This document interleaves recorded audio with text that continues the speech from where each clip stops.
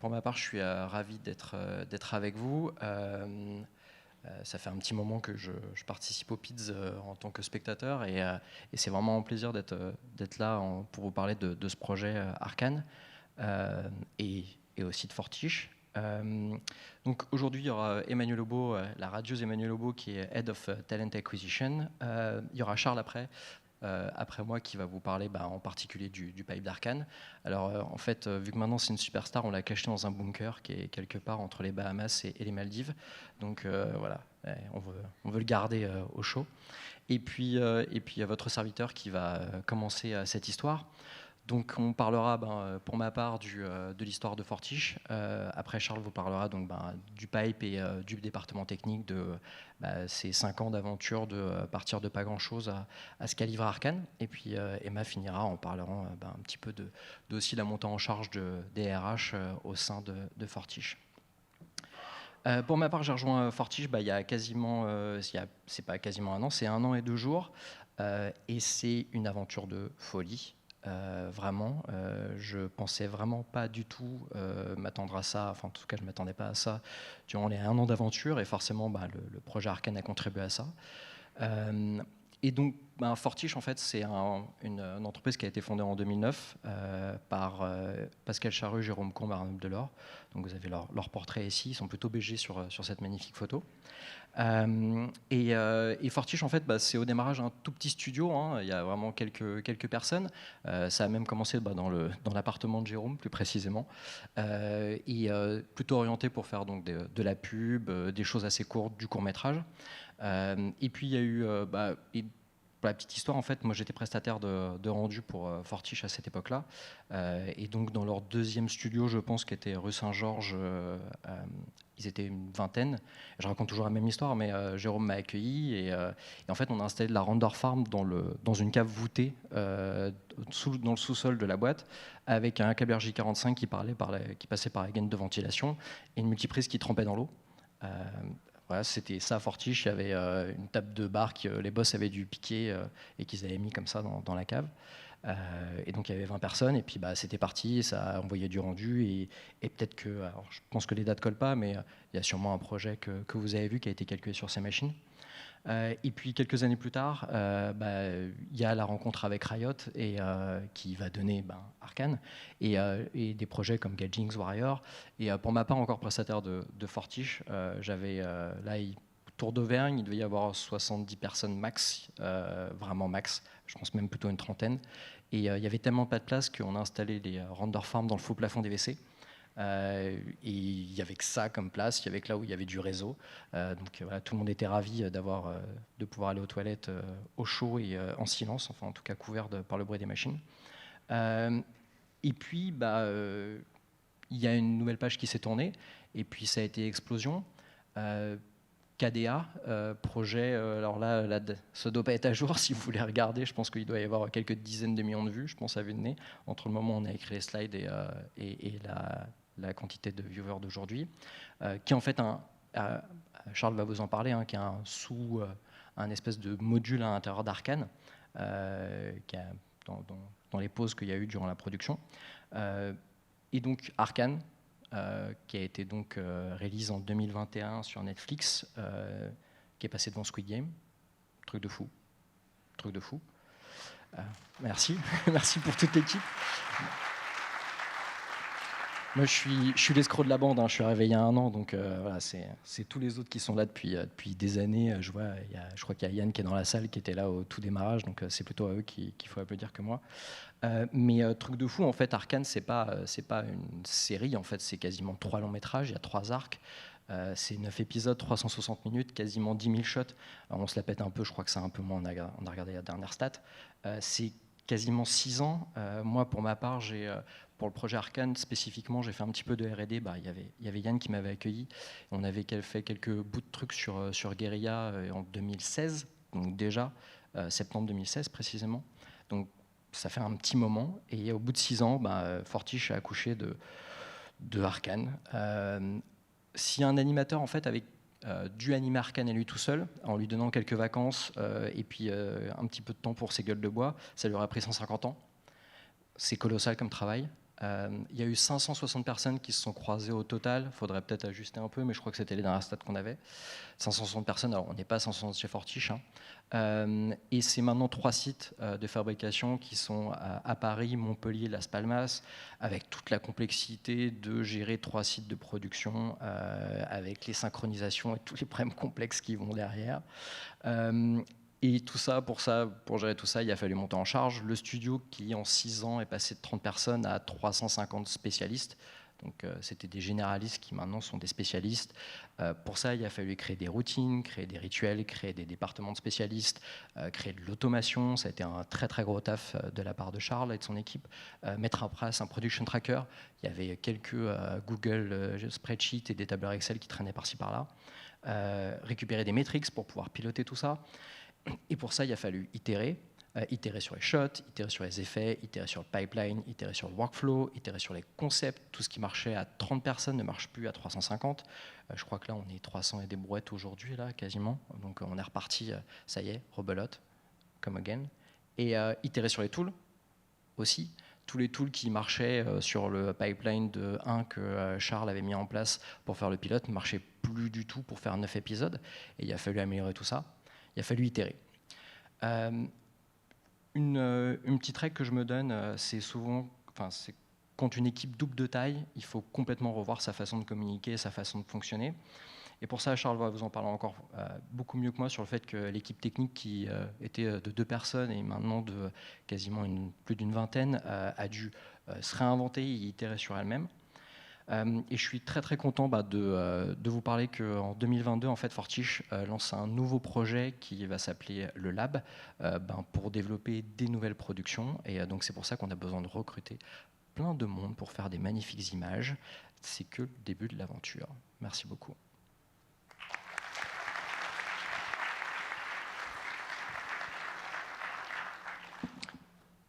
Merci Philippe. Merci le PIT pour nous m'accueillir en visio surtout, parce que j'aurais vraiment aimé pouvoir être avec vous sur scène aujourd'hui. C'est bon, vous m'entendez bien? Je crois que c'est toi qui présente Charles en plus. Donc, ouais, c'est moi qui présente. Vous m'entendez bien? Je crois que oui. Ouais, ok, super. Du coup, comme tu le disais Philippe, c'est 10 000 shots, 350 personnes, 3 sites. Donc en fait, en effet, il fallait recruter une équipe technique. Du coup, ça c'était la photo de classe d'Arcane. Voilà, comme ça, on voit un peu tout le monde. Fin du projet, fin d'année dernière. Donc là, moi, je vais vous parler du département technique à Fortiche. Donc, moi, je suis arrivé en fin 2016, novembre 2016. Recruté par Yann Morio à l'époque, qui était CTO à Fortiche. Donc, comme disait Philippe, à la Tour d'Auvergne, là on était une trentaine, il y avait déjà un développeur qui avait recruté Yann à l'époque. Et donc, moi, je suis arrivé en tant que superviseur pipeline. Donc, mon objectif, c'était de mettre en place un pipeline pour livrer une série d'animations haut de gamme. Donc, c'était ça l'envie de Fortiche. Et donc, du coup, on voit ici, donc, au début, il y avait moi, un développeur. On s'est mis très vite à développer, à recruter parce qu'il y avait beaucoup de travail. Il faut se dire qu'il n'y avait rien à l'époque. Hein. On était sous 3ds Max, on était sous After Effects pour faire le compo. Il fallait qu'on change les logiciels, qu'on passe à des choses comme Maya, Nuke, d'une part pour le recrutement, parce que c'est plus facile de recruter des équipes sous ces logiciels-là, mais pour la montée en charge, ce sont des logiciels qui sont quand même plus efficaces. À l'époque, sur notre pipeline, donc là, on s'est mis à développer le pipeline V1, donc pour le pilote. En 2017, on s'est mis du coup à recruter une programme manager parce qu'il fallait organiser et suivre le travail des développeurs. Ça a été vraiment dur, mais excitant en même temps. Il a fallu tout mettre en place, que ce soit en termes de développement, d'automatisme, etc., mais aussi avec les superviseurs, il fallait mettre en place les workflows. Voilà, donc on a développé, on a travaillé dans la 3D et en même temps on a managé des équipes de dev. Donc le pilote est sorti en 2018, tout le monde était très content.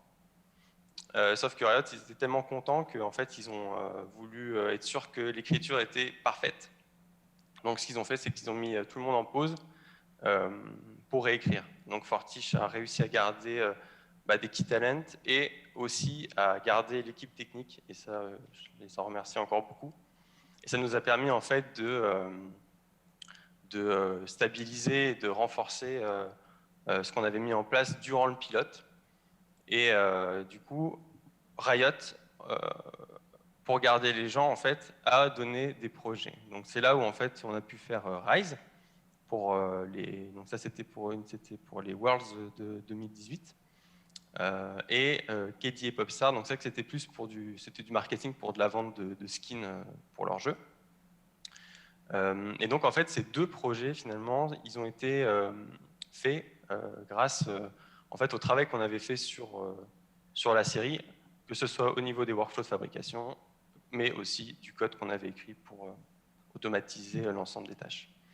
Vous voyez en bas, entre le pipeline 1 et le pipeline 1.5, en fait, on est passé de Aquarium vers Shotgun, donc ça a été aussi une grosse milestone à cet endroit-là, c'est qu'on a intégré Shotgun au sein du suivi, dans le suivi de production. À la fin de KD et Popstar, du coup, c'est là où on a créé l'équipe des TD. Parce qu'on n'avait pas de TD jusqu'à présent, on n'avait que des développeurs en fait. Donc je vais peut-être juste faire ça. Et donc, en 2019, du coup, on a reprise la production d'Arkane. Et donc, on a continué à recruter donc, des développeurs, des TD. Et on a fait du Arkane pendant 3 ans à temps plein. Est arrivé en 2020 le Covid. Donc ça a été aussi une grosse milestone super importante, que ce soit en dev, en IT, puis aussi surtout le studio de manière générale, mais ça a changé la manière de travailler. Et l'apparition, comme disait Philippe, des satellites, donc Fortiche Las Palmas, Fortiche Montpellier, qui ont aussi, on a dû faire du travail pour les satellites aussi. L'arrivée de Philippe en 2021 et livraison d'Arkane fin 2021. Et donc, vous voyez, comme vous pouvez voir, on a continué à recruter tout au long de ces années. Donc là, moi, ça va faire plus de 5 ans que je suis à Fortiche et je suis toujours super content. Voilà, donc l'organisation un petit peu de l'équipe technique. Donc, on voit que donc je suis là, Pipeline Supervisor, je gère du coup main dans la main avec la programme manager Cécile. On travaille avec des leads. Donc, on a des lead dev qui s'occupent de la partie développement. Donc, je viendrai en détail après sur les slides d'après pour vous faire le détail des différents postes. En gros, on a les dev core qui sont 2 pour le moment. Dans les dev core, on va parler aussi un peu de la partie shotgun. DevTools, donc eux sont plus sur la partie outils liés au département, à la fabrication. Et les TD, qui sont vraiment en contact avec les artistes et les équipes de prod. Donc, Dev et TD à Fortiche, voilà, donc là, je vais vous parler des tools développeurs. Donc là, c'est la partie, donc en gros, c'est des développeurs. Donc en fait, c'est tout au long des années, on a un petit peu fait évoluer le profil des gens recherchés. À la base, les développeurs qu'on a recrutés étaient plutôt des gens qui venaient quand même du milieu de l'animation. Donc c'était des gens qui avaient goûté au développement donc c'était soit des anciens artistes, soit des gens qui avaient déjà de l'appétence pour le développement à travers leur expérience. Ça pouvait être des généralistes, des gens qui viennent du RIG, etc. Pour petit à petit, en fait, migrer vers plus des profils où on va chercher des gens qui viennent plus d'écoles d'ingénieurs et qui n'ont pas forcément travaillé pour le moment qui n'ont pas forcément eu d'expérience dans le milieu de l'animation. Mais du coup, en gros, leur rôle, c'est de développer des outils pour les départements, de faire la maintenance, bien entendu, des outils qui sont déjà en prod, de faire de la documentation, le debug quand il y en a. Voilà, donc c'est du Python, essentiellement du Python. On fait un tout petit peu de C++ sur quelques plugins, mais c'est assez anecdotique. Voilà. Ensuite, on a les TD. Donc TD, c'est toujours un peu un terme, comment dire, c'est assez vaste, enfin varié, en fonction des studios dans lesquels vous allez avoir des TD.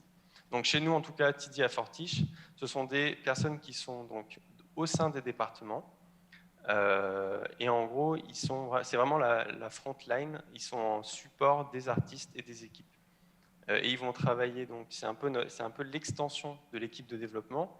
Ils travaillent main dans la main avec les développeurs dans le test des outils qui sont développés.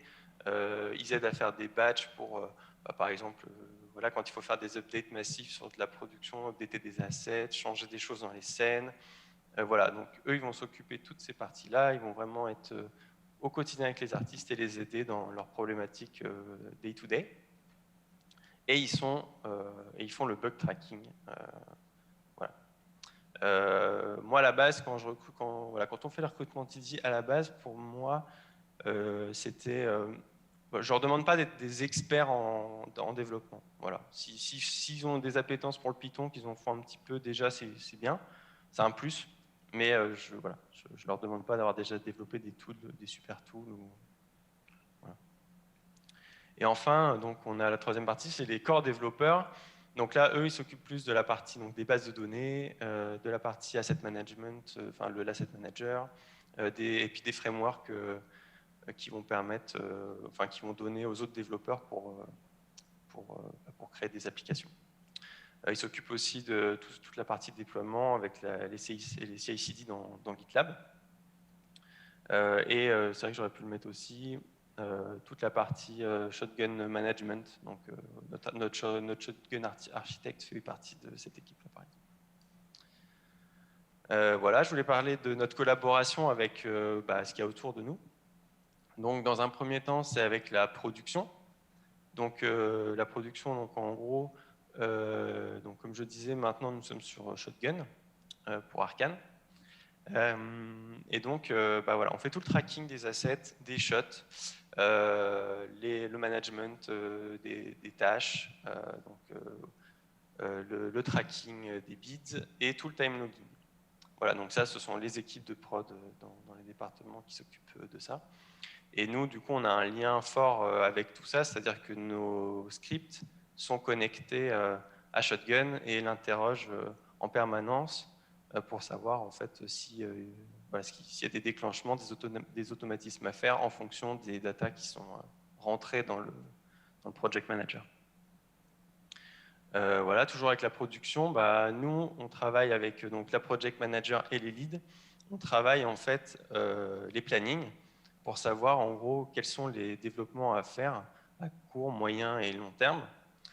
Donc ça, c'est vraiment des routines qui sont mises en place avec le CG supervisor et les superviseurs et aussi la direction de production. On essaie vraiment de mettre tous les acteurs dans la boucle pour être sûr que les informations sont bien transmises et qu'on se lance dans des développements qui sont validés par les équipes aussi bien de production mais aussi techniques, donc au niveau de la supervision CITISUP.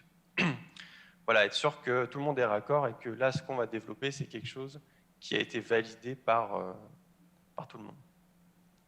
Le bug tracking se fait dans Shotgun chez nous. C'est-à-dire que du coup, quand un artiste a un problème, il vient créer un ticket dans Shotgun, il link donc du coup son shot, son asset, son problème, il vient expliquer son souci. Et derrière, généralement, donc, ce sont les TD qui, en frontline, vont d'abord traiter le sujet, et s'il y a besoin après de rediriger vers du développement, etc. Donc après, ça part en interne au sein du département.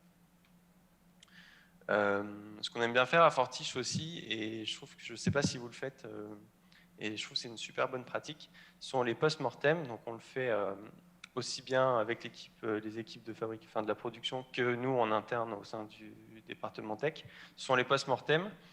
Donc en gros, c'est à la fin de chaque projet, on fait un point et on regarde qu'est-ce qui a marché, qu'est-ce qui n'a pas marché, et pour voir en fait si on aurait pu mieux faire et comment on aurait pu faire autrement pour que ça se passe, pour que la prochaine fois finalement ça se passe encore mieux. Voilà, et je pense, c'est vraiment une pratique qui est très saine et qu'il faut, qu'il faut garder impérativement parce que ça fait vraiment avancer les choses. Maintenant, je vais vous parler à l'intérieur du département technique. Donc, on essaye d'être très agile. Donc, pareil, le terme agile, c'est un peu un terme. On peut mettre tout ce qu'on veut dedans. Mais voilà, nous, en gros, on essaye de. On a eu la chance, Fortis nous a pris donc il y a 2 ans déjà, on a eu le droit à des formations justement du pair programming, du Scrum, on a fait de l'extreme programming avec l'équipe. C'était vraiment, vraiment bien. Ça nous a permis un petit peu d'influer cette culture-là en fait dans l'équipe qui à la base n'a pas forcément, ne le connaît pas ou voilà, n'est pas forcément familier à ça ou ne s'y intéresse pas du tout.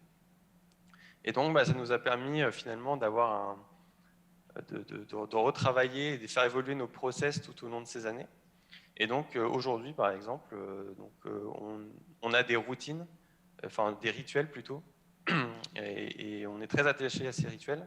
Donc en fait, donc des stand-up. Donc c'est quoi un stand-up? C'est tous les jours, l'équipe de développement vient, se réunit et pendant 10 minutes, chacun à son tour dit ce qu'il a fait hier, est-ce qu'il est bloqué aujourd'hui et qu'est-ce qu'il va faire, est-ce qu'il est bloqué aujourd'hui et ce qu'il va faire aujourd'hui si tout va bien. Voilà, et en gros, il faut qu'à 10 personnes, il faut que ça dure au maximum 10-15 minutes. Et voilà, comme ça, et ça tous les jours, par exemple. Après, on a des team meetings, donc ça, c'est des réunions un peu plus générales sur on va dire un point d'1 heure avec toute l'équipe de développement, avec toute l'équipe de TD. Et là, on fait des points un peu plus globaux pour savoir, voilà, prendre des sujets qui sont vraiment importants du moment et on les traite, on en discute tous ensemble. Et donc voilà, après le pair programming. Le pair programming, donc, lorsqu'on planifie les outils à Fortiche, on essaye au maximum donc, de mettre 2 personnes systématiquement sur un sujet parce que ça apporte vraiment de la plus-value sur le produit qui va en ressortir. On voit vraiment la différence quand il y a plusieurs développeurs qui travaillent sur un même projet, qui échangent. Le code est meilleur, même la philosophie, c'est toujours mieux. Voilà, donc on privilégie ça. Et comme disait Philippe, l'itération, itérer, faire petit, livrer petit, pour essayer d'être toujours au plus proche du client, entre guillemets. En agilité, on parle de client. C'est vraiment pas facile à mettre, je trouve, l'agilité, à la remettre dans notre domaine. Je trouve qu'on n'a pas encore réussi. On a un truc qui fonctionne bien, c'est pas mal, mais je pense on peut aller plus loin et c'est des recherches, voilà, c'est des choses auxquelles je pense beaucoup. Voilà, sinon, on travaille avec, voilà, on versionne notre code avec Git. On utilise GitLab comme interface de suivi de développement, avec donc l'utilisation des tickets, des issues, des milestones. Donc tout à l'heure, je vous ai parlé de Shotgun pour le bug tracking. Donc en effet, tout ce qui va être lié à des problèmes dans des scènes, des erreurs, des crashs de scènes, des crashs d'outils dans les scènes, etc., ça va être remonté dans Shotgun. Après, GitLab, on l'utilise plus pour, on va dire, quand on a un nouvel outil ou on a une refonte d'un outil, une refacto. Là, on va venir plutôt créer des issues au niveau du repo dans GitLab. Et voilà, et on va faire le suivi à cet endroit-là. Pareil, là, par exemple, sur de la refonte de code, on va dire un peu plus bas niveau, pas comme on est en train de faire, par exemple, en ce moment. Là, pareil, c'est du GitLab et on fait le suivi via des issues dans GitLab. Et donc, pareil, voilà, travail avec le programme manager et les leads. Voilà, et on essaie de donner le maximum de visu pour les développeurs sur l'année, pour qu'ils aient le temps de s'organiser, que ça soit carré. Voilà, je vais vous parler rapidement des softwares qu'on utilise et des plugins. Donc, voilà à peu près la stack qu'on a à Fortiche. Donc globalement, on est sur Maya, principalement en anime, en modélisation, enfin au niveau des assets Donc modé, rig, anime, layout, etc. Tout ça, c'est dans Maya. On fait notre rendu dans Guerilla et notre compositing dans Nuke, qui est là. Pour la partie texture, on va être sur Marie. On fait un peu de ZBrush aussi, pour tout ce qui va être... pour faire un peu de sculpt en termes de modé, puis pour sortir quelques maps. Sinon, au niveau, on a deux plugins assez importants qui sont dans Maya, c'est Golem et Yeti. Donc on fait tout ce qui est R, on le fait dans Yeti, et la crowd dans Golem. Donc Yeti, c'est un peu... c'était au moment où on avait commencé il y a 5 ans, c'était le plugin qu'on avait sélectionné parce que c'est les gens qui étaient là à l'époque qui l'utilisaient, donc on est parti là-dessus. Donc j'avoue qu'aujourd'hui, c'est peut-être quelque chose qu'on aura envie de changer. Mais sinon, qu'est-ce que je pourrais dire? Sinon, il y a toute la stack de Adobe, hein, forcément, avec Photoshop pour tout ce qui est matte painting, design. Voilà, donc tout ça, c'est fait dans Photoshop. Les effets, tous les FX 2D, donc ça, c'est fait dans Animate, un mix d'Animate et d'After Effects, en gros. Et après, tout ça, c'est remis au compo. Voilà, et le board dans TV Paint. Voilà, et puis toute notre, voilà, on a une grosse render farm et on gère tout ça dans Deadline. Et on a du coup, on a une TD qui s'occupe de tout ça et qui fait ça à merveille. Voilà, et vous avez pu voir le petit logo de XSI. Et donc oui, c'est Pascal Charrue, notre patron, que je salue ici, qui bosse toujours sur XSI pour faire ses modèles, travailler les modèles des persos et qui sont toujours incroyables. Voilà. Au niveau de je voulais faire des slides un peu sur, en gros, c'est un peu la conclusion. J'ai encore 2-3 slides. Donc sur notre mindset, la manière de penser au niveau du département. Donc on met l'accent sur la communication, la collaboration, la transparence, la confiance. Et comme je disais, on essaie de faire petit pour essayer d'aller, pour viser loin. Communication, pour moi, c'est vraiment très important. Pouvoir se dire les choses en fait au sein d'un département technique où en fait il y a des questions des fois qui sont pas faciles à résoudre finalement et que des gens ont des gens au sein de l'équipe ont vraiment des avis tranchés différents et pouvoir en discuter, en parler, laisser le temps que ces gens se mettent d'accord pour ensuite peut-être ressortir une nouvelle idée qui va finalement être la bonne. Voilà, ça c'est vraiment pour moi le plus important au sein de l'équipe technique et je trouve aujourd'hui on a une bonne dynamique au sein de tous les collaborateurs qu'on a recrutés depuis ces années. Et je suis vraiment très content de comment ça se passe aujourd'hui et ça, je pense que c'est ça qu'il faut garder. Voilà, après j'avais une slide sur en gros, la manière dont j'avais abordé les choses à l'époque, enfin en arrivant à Fortiche, partant de rien, travaillant avec Yann Morio, travaillant avec les patrons, essayer de garder garder leur philosophie. Et du coup, c'était les main bricks, enfin les briques principales et les focus sur lesquels on s'était mis pour être sûr que on puisse livrer le projet. Donc voilà, c'était project manager, avoir un asset manager aussi, connecté à ce project manager, être sûr que les données sont bien transmises entre les deux,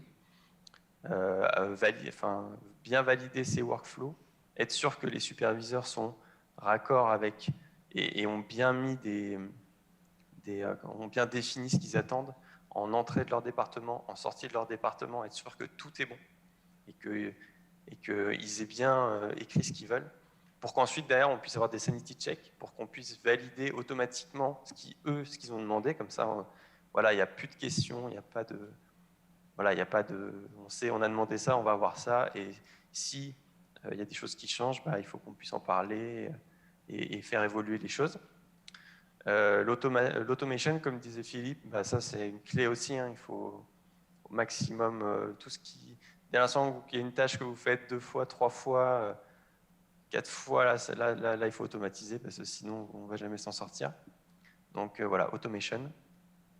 Et voilà, focus sur, on va dire, les MVP, donc c'est l'essentiel, le minimum pour que ça fonctionne. Et un code de qualité. Donc c'est pas facile d'avoir toujours du code de qualité.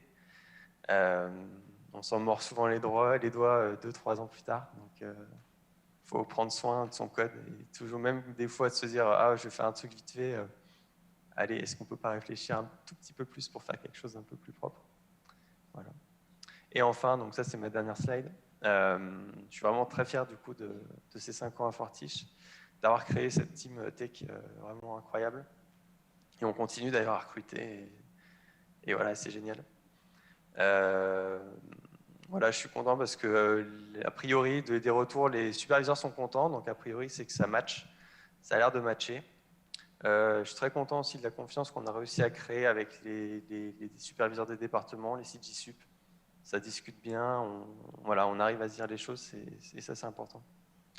Voilà, comme je disais tout à l'heure, la synergie de l'équipe technique, donc leur manière de collaborer ensemble et de débattre en fait pour arriver à faire des choses qui conviennent à tous.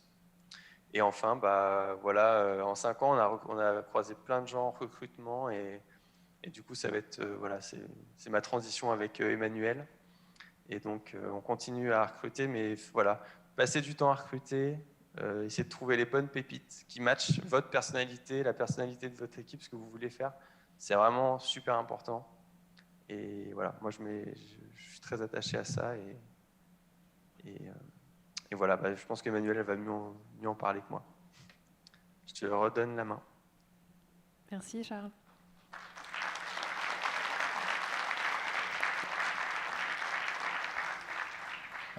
En fait, Charles est une IA, c'est pour ça qu'on fait croire qu'il existe, mais en vrai, c'est pour ça que vous n'avez pas vu son visage. Merci pour la transition. Effectivement, alors l'idée aujourd'hui, c'est peut-être que je vous explique aussi un peu comment on a construit cette équipe autour d'Arcane. Là, on a fait un focus sur la partie technique, donc et pour arriver à avoir ces belles images que les réals avaient en tête et ce que vous avez pu voir sur Arcane sur Netflix, il fallait aussi les talents qui se cachent derrière. Moi, je suis arrivée chez Fortiche il y a bientôt 3 ans. Donc, comme vous avez pu le voir sur la timeline présentée par Charles, la production d'Arcane à ce moment-là était déjà bien entamée. Et l'idée, c'était de venir aussi compléter un tout petit département RH qui était représenté par une personne, mon collègue Lionel, qui gérait le panel de l'ensemble des sujets, en passant par le recrutement, la gestion des contrats et la gestion des équipes aux côtés des superviseurs et de la production. Et lorsque Fortiche m'a recruté, l'idée c'était vraiment d'avoir un petit pôle et en tout cas une personne dédiée à la recherche de ces talents, parce que comme Philippe vous l'expliquait, finalement ça a été une croissance fulgurante pour Fortiche. Forcément, en prenant un projet tel qu'Arcane, dans les projections qui étaient faites sur les effectifs qui étaient nécessaires pour mener à bien cette production, les 30 à 70 personnes que tu avais vues à l'époque, c'était pas assez, aussi talentueux et talentueuses que ces personnes pouvaient être. Mais donc moi je suis arrivée, on était, je crois qu'il y avait à peu près 100 personnes, quelque chose comme ça. Et on a fini effectivement la saison 1, voilà, si on lisse un peu en moyenne, on était à 350 personnes. Donc c'était un gros challenge de trouver ces talents dans les temps. Mais au-delà de ça, l'idée, c'est pas juste de se dire voilà, on a un recrutement d'ouvert et puis venons cocher la case, on a trouvé quelqu'un, c'est bien. C'est d'essayer d'aller chercher les talents qui ont bien sûr les compétences techniques, mais pas que. Je pense que ce qu'on essaye aussi de vous transmettre aujourd'hui, c'est cet état d'esprit qu'il y a chez Fortiche et ce que l'on attend aussi des talents qui travaillent chez nous.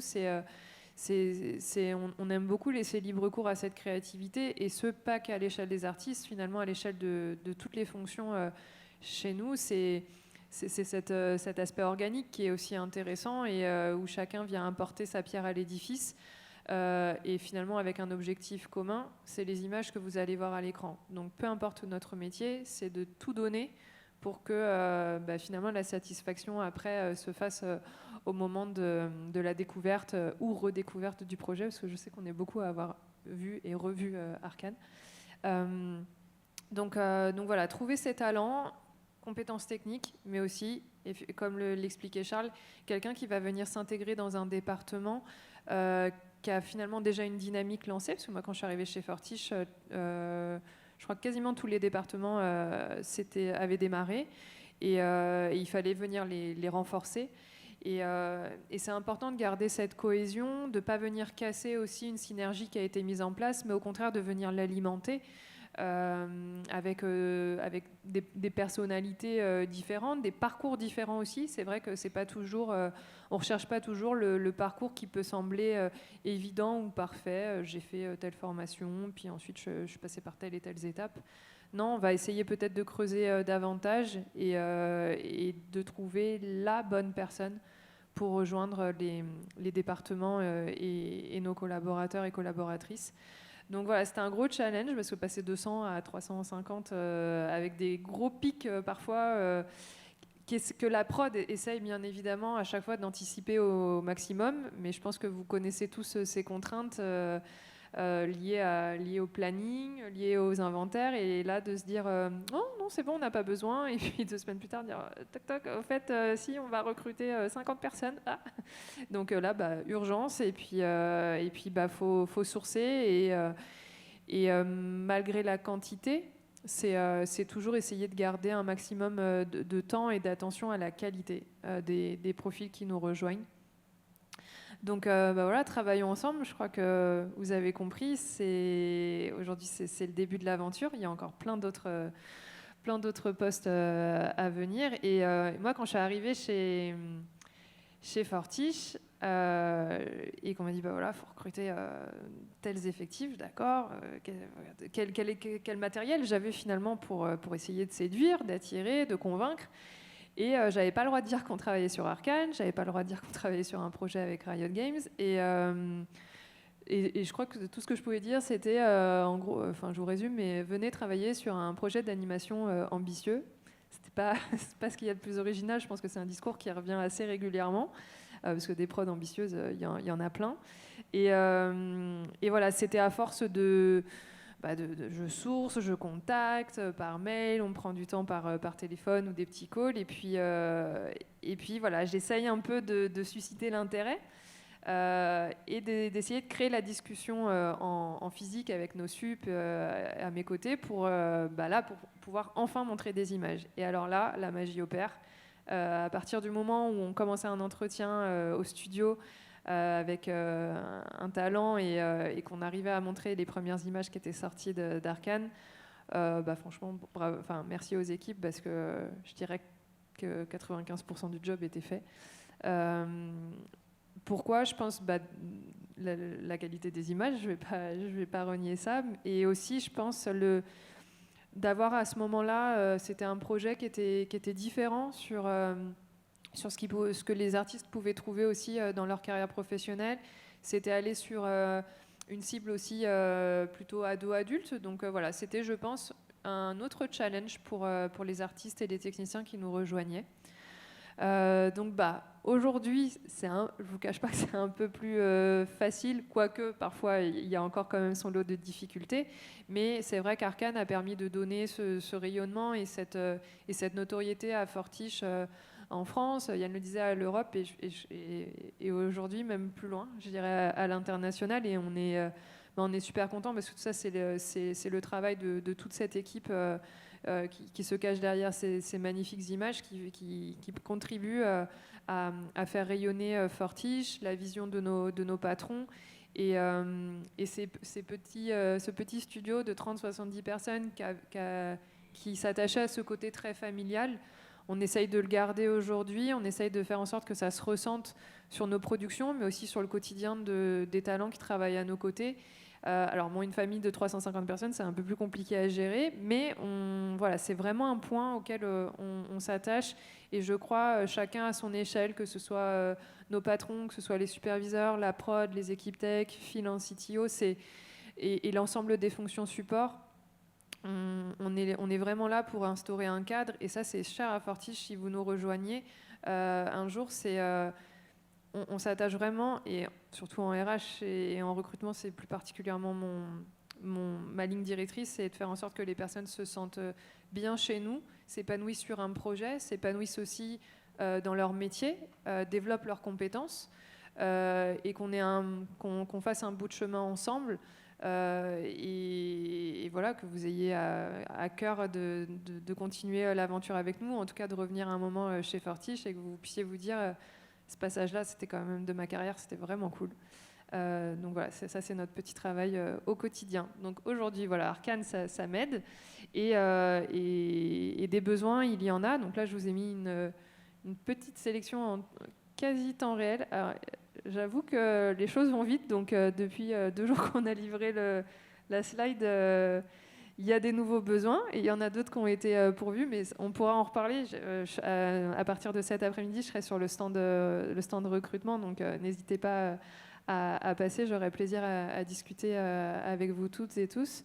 Mais voilà un peu, vous voyez on va avoir aujourd'hui sur la saison 2 des besoins aussi bien sur des profils artistes, tech, mais aussi sur les fonctions support. Et aujourd'hui aussi bien sur notre studio parisien que notre studio montpelliérain. Donc restez à l'affût, et là ce n'est qu'un échantillon. Il y en a d'autres qui vont arriver dans les jours à venir, donc suivez notre page LinkedIn, notre site, et puis voilà, restons dans un contact très, très régulier. Donc voilà, soyez connectés, je pense que ça serait le mot de la fin.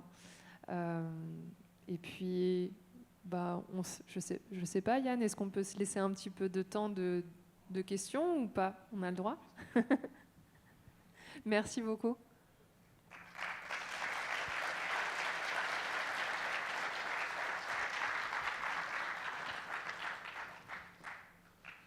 On prend toutes les questions sauf celle de Nicolas Chavreau.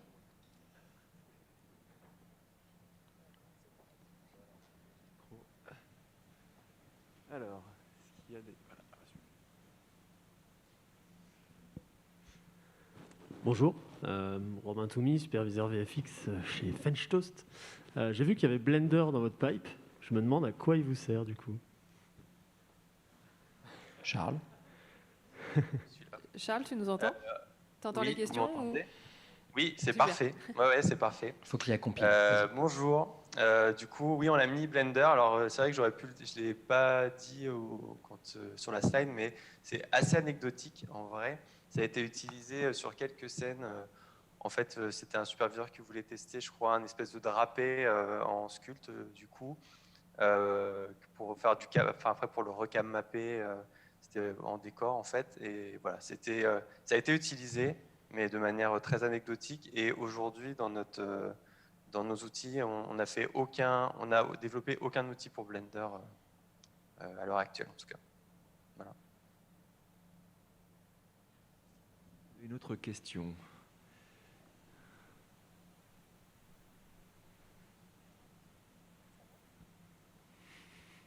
C'est qu'on a été super complet, super clair, alors peut-être, je sais pas. Ou pas intéressant. Ah, il y a une question là-haut. Juste pour compléter le temps que le micro arrive, en tout cas avec Charles on ne se prive pas sur un soft open source comme Blender de donner en accès en tout cas aux personnes qui en ont besoin. Il n'y a aucun intérêt à l'heure actuelle de bloquer, et si ça nous solutionne un problème tel que le problème de drapé que vient de donner Charles, c'est tellement facile à installer, c'est tellement facile pour plein de trucs on a tout intérêt, et j'espère qu'on va pouvoir de plus en plus faire migrer certaines tâches sur Blender. Il y a du taf, il y a beaucoup de taf, mais il n'y a aucune raison ça va vivre sa vie tranquille. Alors bonjour, j'ai remarqué en regardant la série qu'il y avait beaucoup de travail sur les fluides, beaucoup de travail sur le sang, les larmes, la sueur, etc. C'était pour savoir si vous y avez eu des outils qui avaient été déjà, comment est venue l'idée de faire de mettre autant ça en avant dans la série et dans l'animation. et s'il y a eu des outils qui ont été développés pour ça. Bah, à la base, le sang, c'est vraiment une rêve des animateurs quand ils étaient en train de travailler et qu'ils puaient du sang, en fait. Mais non, c'est pas du tout. Charles, peut-être je te laisse. Ouais, bah du coup, alors en effet, donc sur tout ce qui est fluide, on aborde les choses de plusieurs manières. Donc en effet, pour les larmes, par exemple, il y a un outil qui a été développé donc par Cyril Kalbach. Un outil, donc c'est un node C++. Bah, c'est l'un des seuls plugins qu'on a fait finalement. C'est un node que du coup qui permet de générer des larmes en fait, et on peut les animer. L'animateur, il peut jouer avec. C'est un super outil, vraiment, et qui est utilisé à gogo. Voilà, ça c'est un outil qui a été développé. Sinon après, on utilise Camoudini en FX, en FX 3D à Fortiche. Et sinon, il y a quand même beaucoup d'animations de fluide aussi qui se fait en 2D. Donc les animateurs 2D qui participent beaucoup en fait à tout ça. Et je crois que on a des fioles aussi un peu, on a pas mal de fioles, et ça c'est du rig. C'est dans le rig avec des mèches un peu en mode booléen qui se remèchent, quoi, des trucs un peu comme ça. Voilà.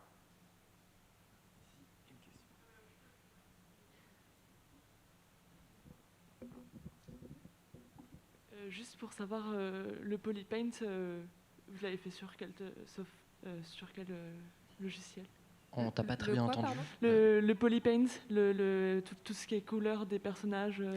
Ah, sur la texture? J'ai pas de blague là-dessus. Tout ce qui est donc, texture des personnages, peinture. D'accord. Sur quel. Je te laisse, Charles, ou... Ouais, si tu veux. Bah, du coup, on peint sur. Donc, c'est Marie. En plus, on est sur une vieille version encore, Marie 3 encore, ou Marie 4. On est en train de passer à Marie 4, je crois. Je dis pas de bêtises. Mais oui, c'est donc The Foundry Marie. Ouais. Bonjour, c'était pour savoir si vous avez utilisé de la mocap pour l'animation un petit peu ou pas du tout. Nope, zéro mocap.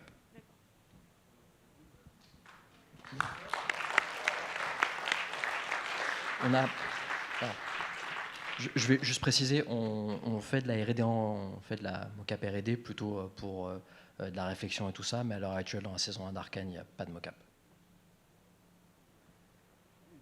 Ouais. Les animateurs, gros travail. Bonjour, je me posais la question des temps de rendu. Vous avez un ordre d'idée de temps de rendu sur les images que vous avez sorties sur Arcane? C'est toujours une question complexe, et je suis en train d'essayer de t'enfumer un peu, mais c'est une question complexe parce que ça dépend des machines, ça dépend de plein de trucs, enfin bref. Les images, hein, clairement, on n'est pas du tout dans des cas du gros VFX qui tape. À la louche, on est à 20 minutes à peu près à la frame à la louche. Il y a eu des cas très compliqués avec du R, où il y avait beaucoup d'opacité à passer, le ray tracer. C'est un cas complexe, hein, je dirais, c'est classique. Mais ouais, alors, après, c'est tellement compliqué à donner des chiffres comme ça parce que par exemple, rien qu'en changeant d'operating system, on a réussi à diviser dans certains cas les temps de rendu par 2 en passant la render farm sur Linux. Donc, je peux te dire 20 minutes là, et en fait 10 minutes sur un autre nœud.